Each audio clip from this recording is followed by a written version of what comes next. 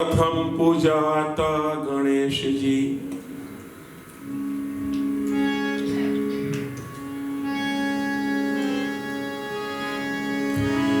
ઓ પ્રથમ પૂજાતા ગણેશજી, મારે દ્વારે આવો ને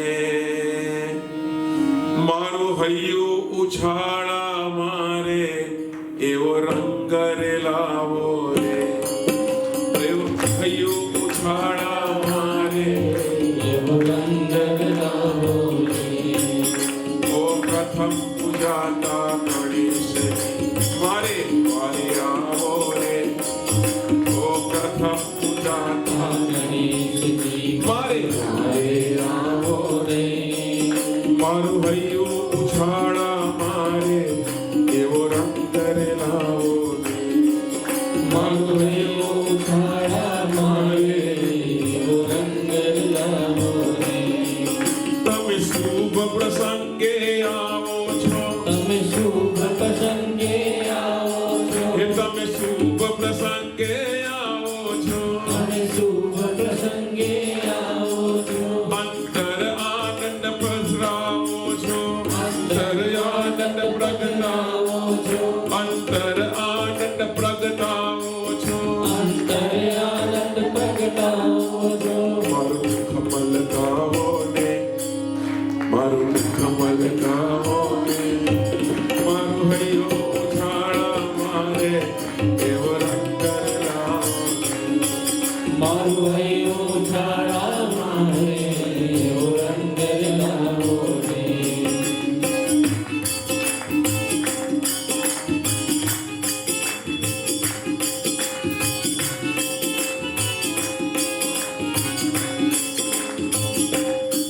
તમે ભોળાનાથને ગમતા છો, તમે ભોળાનાથને ગમતા છો, માં પાર્વતી ખોડે ખેલતા છો, પાર્વતી ખોડે ખેલતા છો, મારું મન હર ખાવો ને, મારું મન હર ખાવો ને, મારું હૈયું ઉછાળા મારે એવો રંગ રે લાવો ને, મારું હૈયું ઉછાળા મારે એવો રંગ લાવો ને.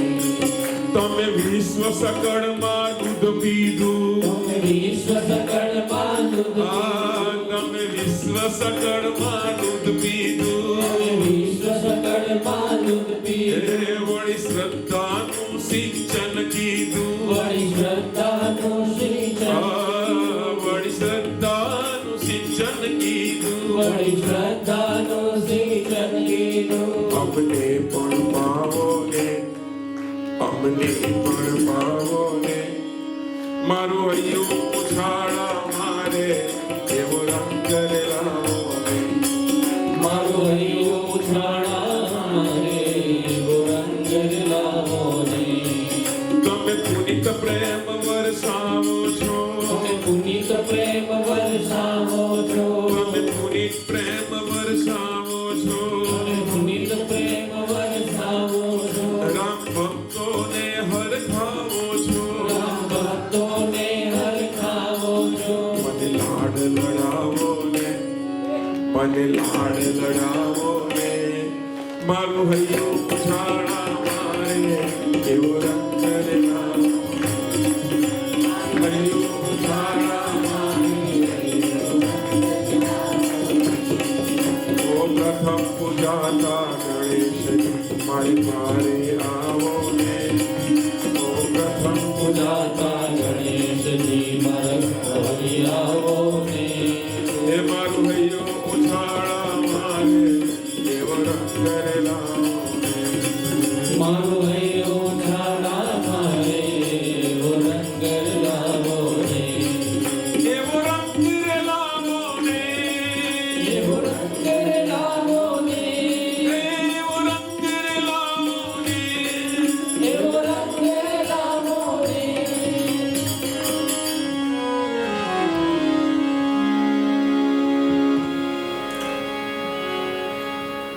હે ઈશ્વર સર્વજ્ઞ છો, અંતર્યામી પરમ કૃપાળુ નાથ છો, શક્તિ સર્વ અમા સચ્ચિદાનંદ સ્વરૂપ છો, અણુ અણુમાં સ્થાન વિશ્વંભર આનંદ ગન, ભક્તજનોના પ્રાણ શરણે આવ્યો હે પ્રભુ, આપ કરો ઉદ્ધાર, બુદ્ધિની શુદ્ધિ કરી ઉતારો ભવ પાર. રોમ રોમ ભરજો પ્રભુ ભાવ તણો ભણકાર, રસના પર રમતો રહે નામ તણો રણકાર. નયન કમળ ઝાંખી કરે હૃદય કમળ રહે વાસ, પુનિત ચરણ આસન ચહે રામ ભક્ત દાસ. સિયાવર રાધેવર કૃષ્ણ ચંદ્ર की जय, પવન સુત हनुमान की जय.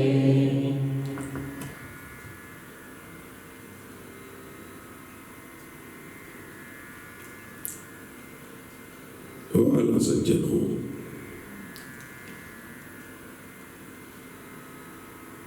ભગવાન રાઘવેન્દ્ર સરકારના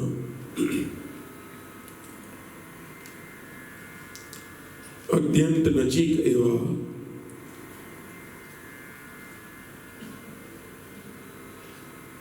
સંત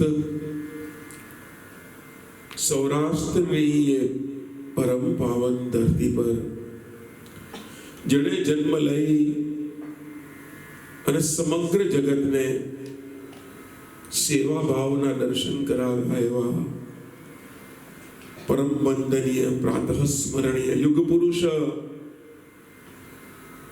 ભક્ત શિરોમણી શ્રી શ્રી જલારામ બાપાની કથાના આ તૃતીય દિવસે આપ સૌ મારી સન્મુખ બિરાજમાન પરમ આદરણીય ભગવદ ગુણાનુવાદી સર્વ હરિભક્તો,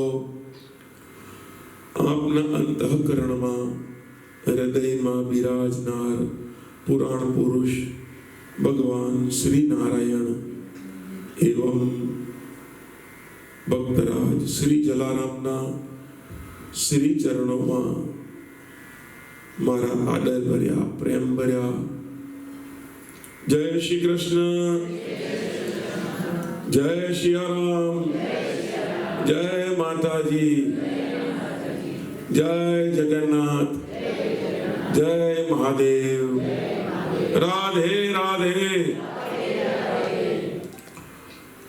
કથાના નિમિત્ત માત્ર મુખ્ય યજમાન પ્રકાશભાઈ એવં ભારતીબેન ભોજાણી તથા સમગ્ર ભોજાણી પરિવાર,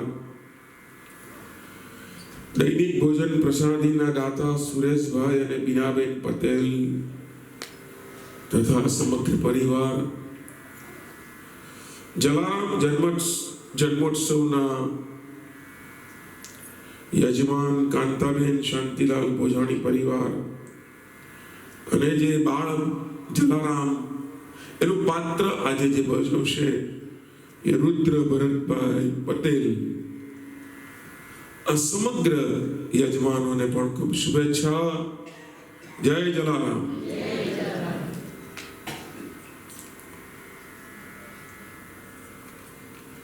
ભગવાનના મંદિરમાં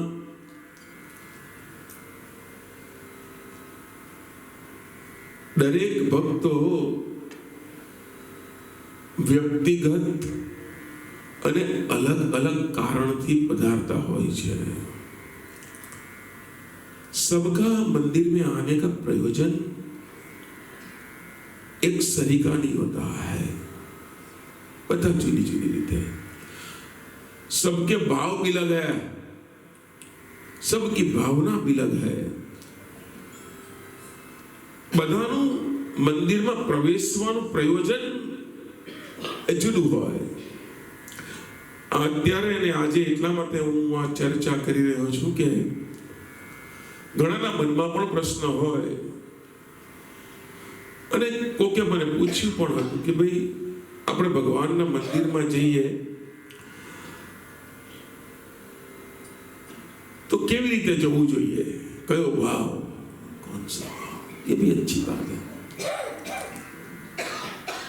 કોઈ પણ કામ, કોઈ પણ કાર્ય, અને ખાસ કરીને આધ્યાત્મિક ક્ષેત્રમાં કોઈ પણ કાર્ય હોય એ યંત્રવત નહીં હોવું જોઈએ. આવીએ છે, આવવું જોઈએ, કરીએ છીએ, કરવું જોઈએ. આ ઉપલબ્ધિઓ ભાવ જે છે એનાથી ભગવાન અથવા તમારી ભાવના નહીં જળવાશે. પુનઃ એક વખત તમારા વ્યક્તિગત પ્રસંગોમાં હું તમને પ્રવેશ કરાવું. તમારા ઘરે લગ્ન પ્રસંગ હોય અથવા તો કોઈ એવો પ્રસંગ હોય, કોઈ એવું પર્વ હોય, અને કોઈ બીજાના ઘરમાં એવો પર્વ હોય, તમારા માટે બંને ભાવ જુદા કે નહીં? તમારા લગ્ન, તમારા ઘરે લગ્ન છે એટલે એક જુદો ભાવ છે, જ્યારે અન્યના ઘરે લગ્ન છે ભાવ જુદો જ છે. બીજું, તમારા દીકરાને તમે ઉચકો અને પારકાના દીકરાને ઉચકો, કેવો ભાવ લાગે છે?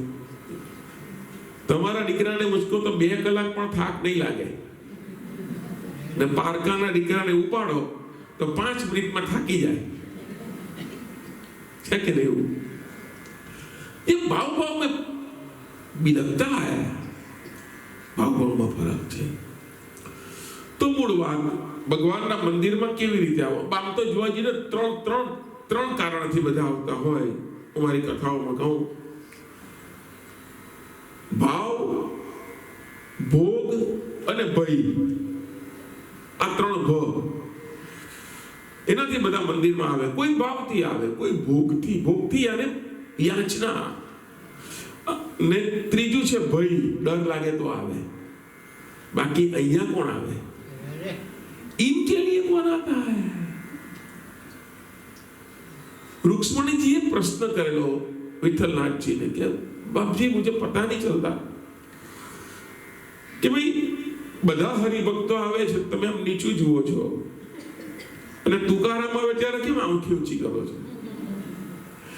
ત્યારે ભગવાને રૂક્ષ્મણીજીને કહ્યું કે દેવી, બીજા બધા માંગવા આવે છે, પેલો આપવા આવે છે.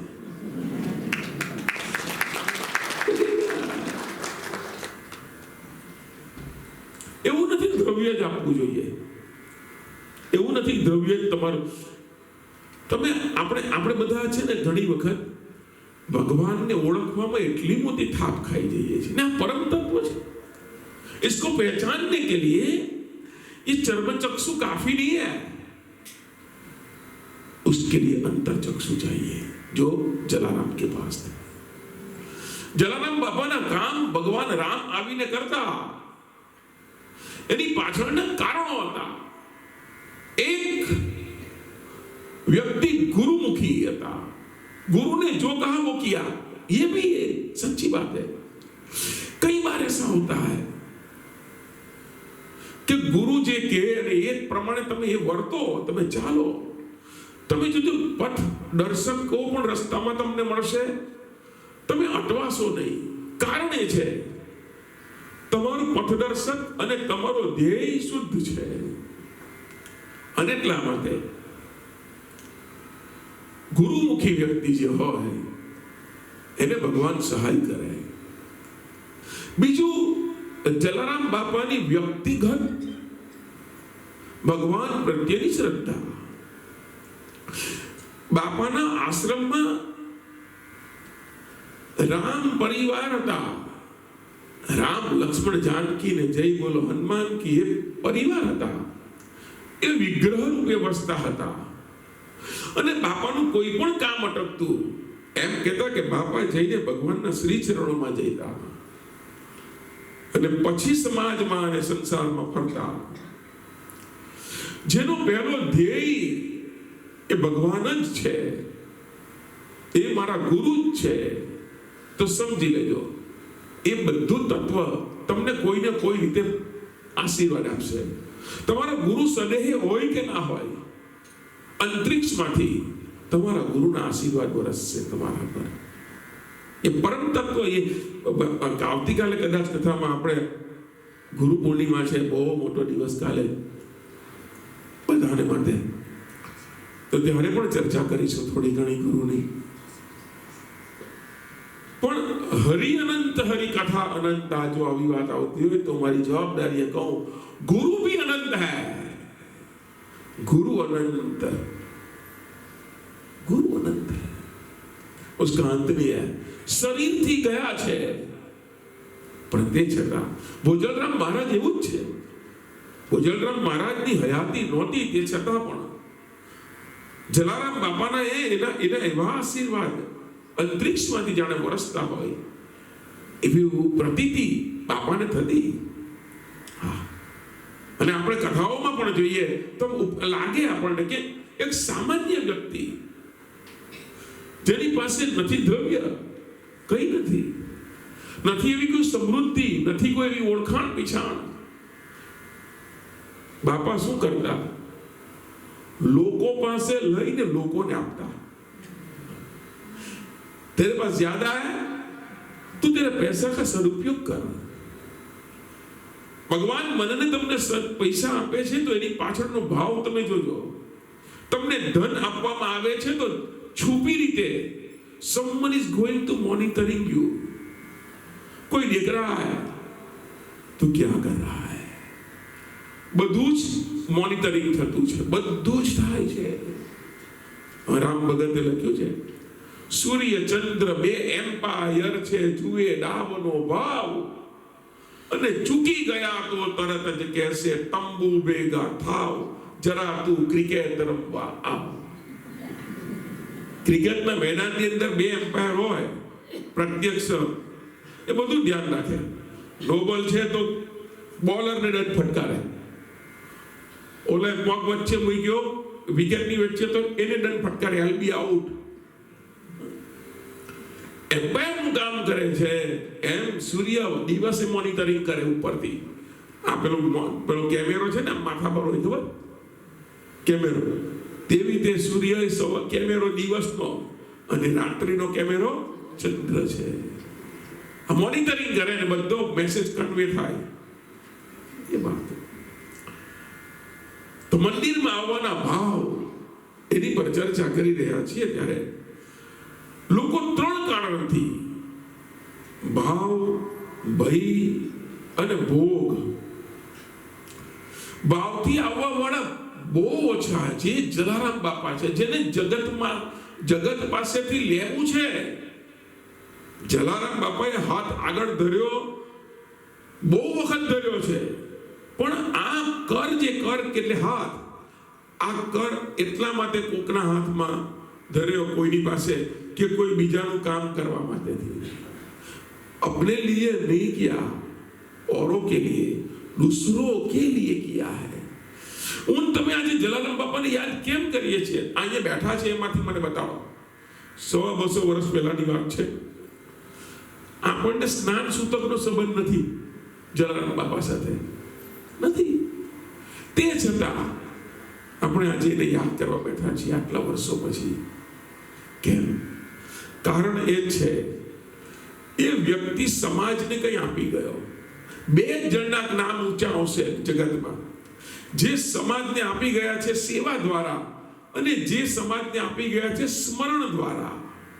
આ બેના જ ફોટા લટકે તમારા ઘરમાં, જોઈ લેજો. ક્યાં નરસિંહ મહેતાનો એટલા માટે લટકે છે તમારા ઘરમાં ફોટો, કારણ કે સ્મરણ દ્વારા જગતને જાગૃત કરી ગયા. જલારામ બાપા જેવાના ફોટા આપણા ઘરે એટલા માટે લટકે છે કારણ કે સેવા દ્વારા, સેવા પરમો ધર્મ કોને કહી શકાય એ શીખવી ગયા, અને એટલા માટે એના ફોટા લટકે છે. તમારી 5મી પેઢીનો એક ફોટો લટકતો હોય તો કયો?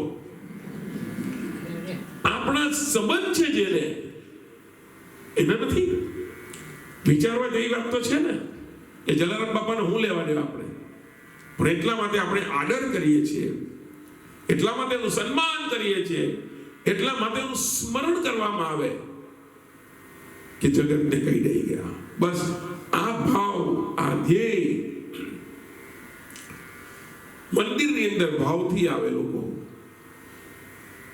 ભોગથી આવે. આ પ્રમાણ બહુ ભાવથી આવવા વાળાનું ઓછું એકદમ ભોગથી એટલે કે કંઈ લેવા માટે માંગવા માટે આવવા વાળાનું પ્રમાણ બહોળું. અને ત્રીજું છે ભય. ડર લાગે ત્યારે આપણે ભગવાનના ચરણમાં જઈએ. પાછું યાદ કરાવું તમને આ 3 વર્ષનો કોરોના કાળ અહીંયા બેઠા છે એમાંથી કોણ ભગવાનને યાદ નહોતું કરતું? તમારી વાત તો છોડો, જે લોકો એમ કહેતા હતા ને કે અમે ભગવાનમાં નથી માનતા એ હાથમાં માળા લઈને બેસી ગયા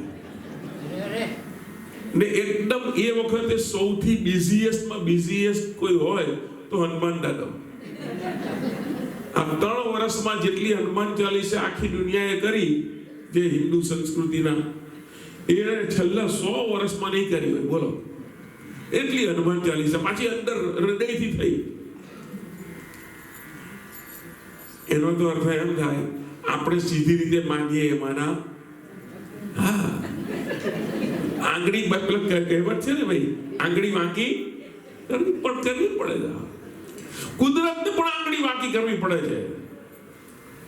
આ બધી મારાના તમારા માટે શું છે?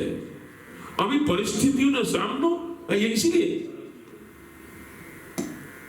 સ્વામી શરણાનંદની વાત સાંભળતો, હા શરણાનંદની જ કદાચ, તો એટલે કહ્યું કે એક ભગતે ભગવાનને પૂછેલું કે ભગવાન માફ કરજો,